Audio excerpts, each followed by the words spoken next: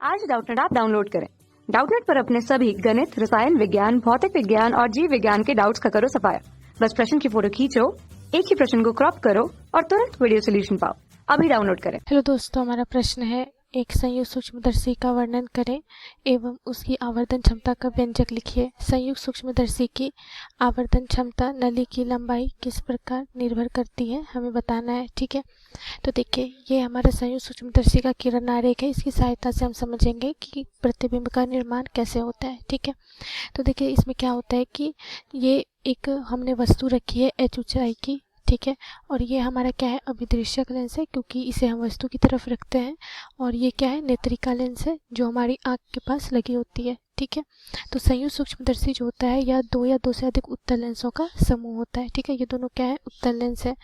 तो ये अभिदृश्यक लेंस और नेत्रिका लेंस इस प्रकार से एक नली के द्वारा क्या होते हैं, जुड़े होते हैं। तो देखिए यहाँ पर h ऊंचाई की हमने वस्तु रखी है, इससे जो किरणें आ रही हैं वह अभिदृश्यक से अपवर्तन के फलस्वरूप एक बिंदु पे मिलती है, जहाँ पे प्रतिबिंब का निर्माण होता है h डैश। ठीक है, ये प्रतिबिंब का निर्माण, ये मान ले रहे हैं ये ए बी कोई वस्तु है। ठीक है, उसका प्रतिबिंब ए डैश बी डैश बन रहा है, जो वस्तु से आवर्धित वास्तविक और उल्टा प्राप्त हो रहा है। ठीक है, मान लेते हैं कि वस्तु की दूरी जो है अभिदृश्यक से ये u0 है और अभिदृश्यक का जो प्रतिबिंब बन रहा है वो v0 दूरी पे प्राप्त हो रहा है। ठीक है, अब ये जो प्रतिबिंब है जो अभिदृश्यक द्वारा बन रहा है यह नेत्रिका लेंस के लिए, ठीक है, नेत्रिका लेंस के लिए क्या करेगा, वस्तु की तरह कार्य करता है, आभासी वस्तु की तरह कार्य करता है। और ये दूरी हम मान ले रहे हैं ue है। ठीक है, तो अब ये वस्तु की तरह जब कार्य करेगा, ठीक है, तो जब हम यहाँ पे नेत्रिका लेंस के पास जब हम अपने नेत्र से देखेंगे, ठीक है, तो ये जो किरणें होंगी कुछ इस प्रकार से एक बिंदु से मिलते हुए हमारी आंखों पर जाती है, और जहाँ पे ये सारी किरणें मिलती है वहाँ पे अंतिम प्रतिबिंब का निर्माण होता है, A double dash B double dash हम कहते हैं। ठीक है, ये क्या होता है, अंतिम प्रतिबिंब होता है। जो हमें इसकी प्रकृति कैसी होती है, जो वस्तु से काफ़ी अधिक बड़ा बनता है, अर्थात आवर्धित बनता है। ठीक है, वास्तविक और उल्टा प्राप्त होता है,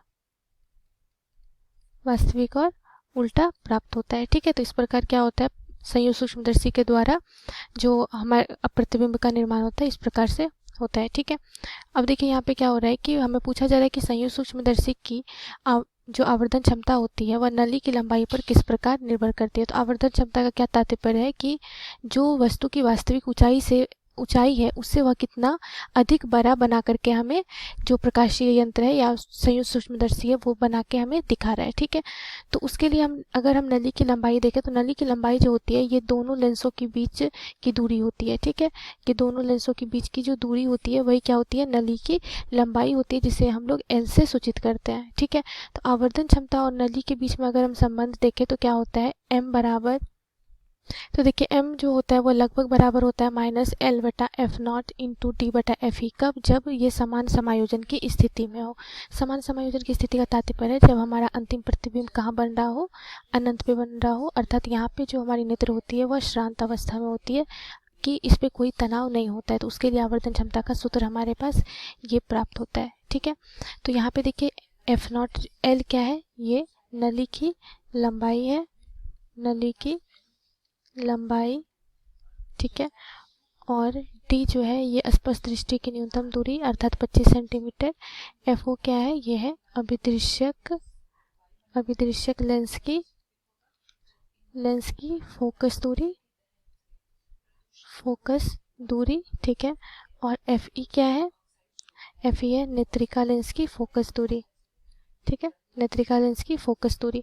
और यहाँ पे ऋणात्मक चिन्ह क्या स्पष्ट कर रहा है कि अंतिम प्रतिबिंब कैसा है, हमारा वास्तविक और उल्टा है। ठीक है, तो ये तो हो गई समान समायोजन के लिए।